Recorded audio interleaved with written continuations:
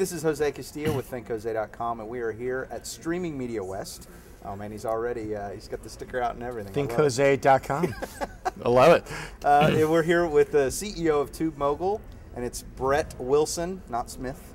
Brett, tell me a little bit about Tubemogul. What is Tubemogul? Well, we have a service to help people get their videos watched and then track those videos. So we have a great free service where you can upload a video to us and then easily super syndicate it to video and social networking sites in one fell swoop. And we do all the transcoding and the hard work. And then we aggregate the analytics into a single dashboard. Okay. So that's one service. It's a free service.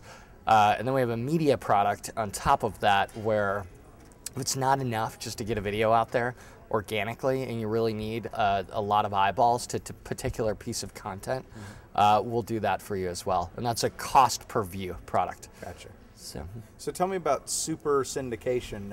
How many sites, what social integration, etc.? So right now you can upload to us and super syndicate to, I think it's like 25 sites. And that's includes video sites like YouTube and MySpace, social networks like Facebook and Twitter and others. Most people don't do that, by the way. We actually put restrictions. Really?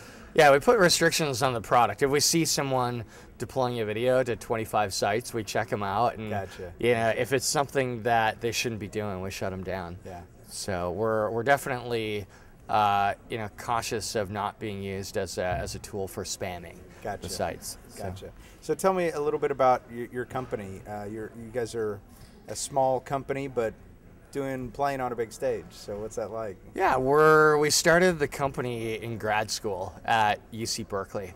We won their business plan competition. Oh, cool! Excellent. Yeah, and which, by the way, it's Global Entrepreneurship Week, so it's right on. Yeah. Entrepreneurs should rule the world. Yeah. So we won this competition, and they gave us a year of free office space in their incubator.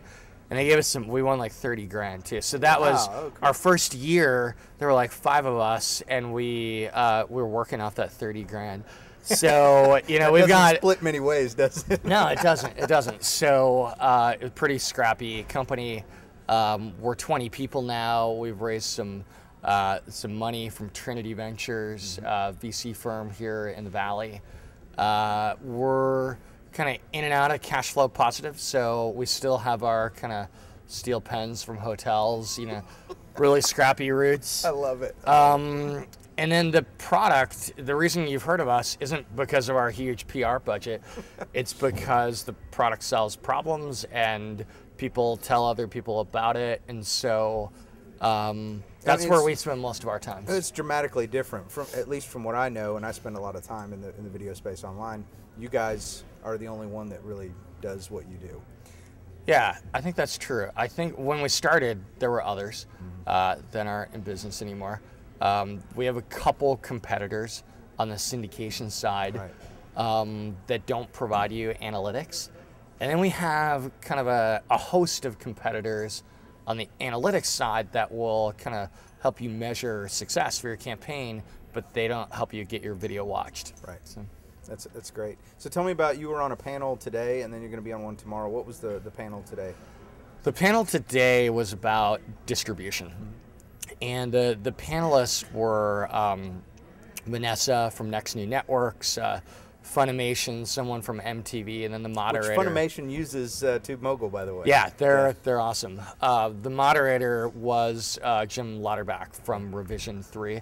So those are people that actually they distribute their content, and they make money from it. So I was really taking notes from them most of the time, but they were sharing kind of what's happening, how they do it. Yeah. One concept that we talked about was this kind of evolution from super syndication to hyper syndication. Yeah, what's the difference there? Because that's you just threw. I was like, whoa. Yeah, sorry for the buzzwords.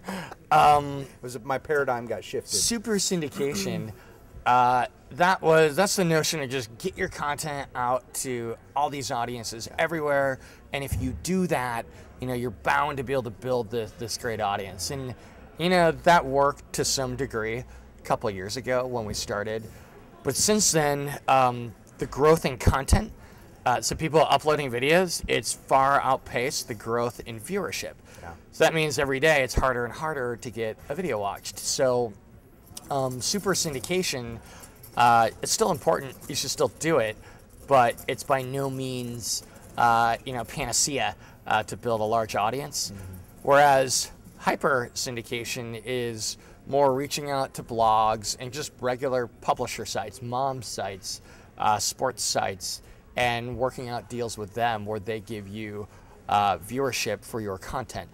So it's not a video site per se, but they still have audiences, and audiences want to consume video.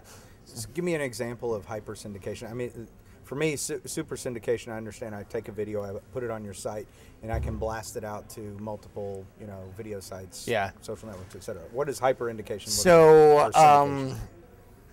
take a show. Take Funimation. We talked about that. They have kind of cartoon, anime content. Hyper syndication is reaching out to sites in that vertical. Maybe cartoon sites, maybe anime sites. They're not video sites. They have articles and content and pictures, so they're kind of multimedia, reaching out to those sites and giving them your content or sneak previews of your content, or something, because they also have large audiences that are going to those sites. Whereas increasingly at a video site, you may just be kind of lost within the glut of content. Oh, definitely. What's the panel that you're going to be on tomorrow? It's called Measuring Success. How do we measure the win? How do we make that happen? It's a good question. It really depends on what your objectives are, and that's not a cop-out. I'll tell you what I think is important. We're definitely seeing a shift from just views. I want lots of views I want views from the right people in my target audience, to the most important metric, which I think is viewed minutes. How long did people actually watch? Because many times they got to the video and they left. So one of the things we look at is, for a given brand, you might think this brand is kind of comparable with this brand in terms of their viewership online, but their viewership in terms of total viewed minutes, it's totally different. And some brands are way more engaging than others, and that's a metric people don't talk about enough. So I hope that comes up on the panel tomorrow. Yeah, it should be interesting, because I know I've been rickrolled how many times, but I don't think I've ever actually watched the whole video. I mean, it's definitely the viewed minutes, I think, is a really important metric. Yeah. So I did a workshop yesterday, and we used Tubemogul, and thank you. Well, it's actually, for me, it's a great way to show people how you can upload to multiple sites, and then also the social integration side of it, being able to say, I want Twitter and Facebook to be updated when I send this out. Right. And what we did was we shot the video, put it into Tubemogul. We actually shot it in HD and just plugged it into the laptop, and then wound up putting it up in HD on YouTube and on Blip. Okay. And it worked out really well. I'm glad it worked. Well, you never know, particularly when you're in the workshop setting and you're kind of like, all right, here we go. This is live in front of a group of people. Let's just hit the button and see what happens. Yeah, well done.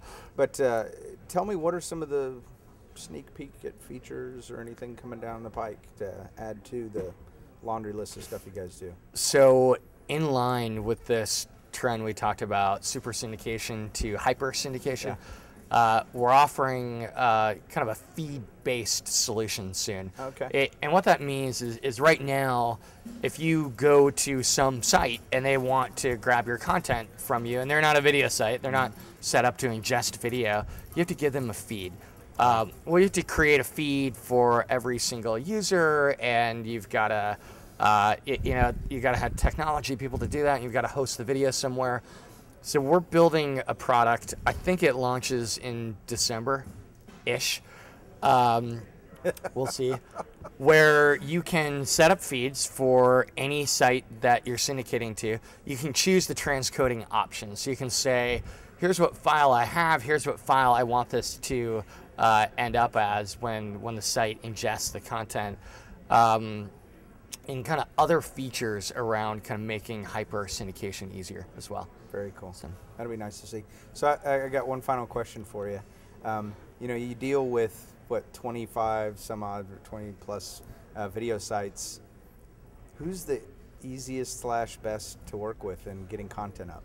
It's YouTube. Really? Yeah. YouTube is really good.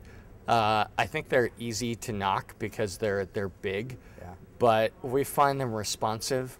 They're incredibly dynamic. They roll out a lot of new features. That's hard to do as a big company.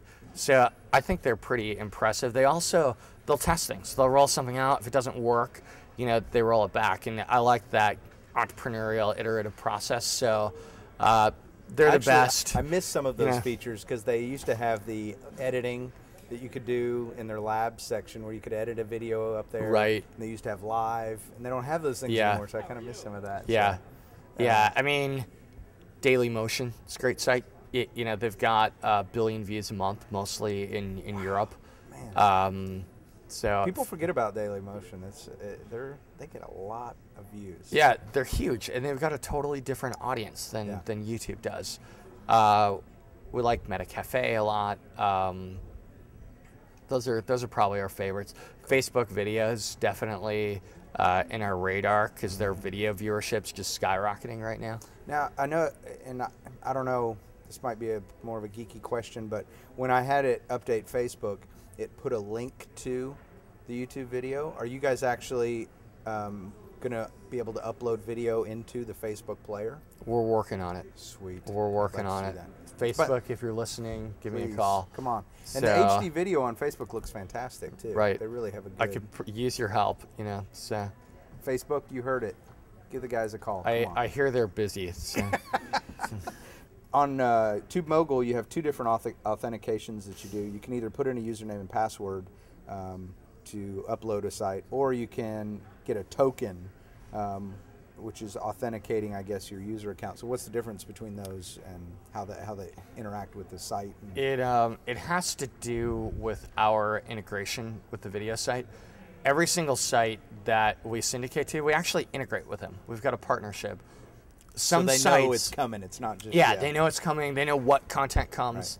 Right. Some sites don't want us to have the username and password of the user, so we set up a token system instead, so that we have a unique token that corresponds to that user, but we can't log into their account with their credentials.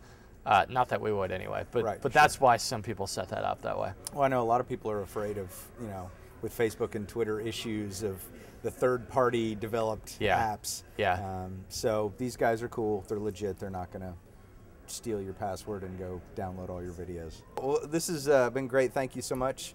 Tubemogul.com. Check it out. And thinkhose.com. Check it out. I love it. Thanks so much. Yeah, my pleasure.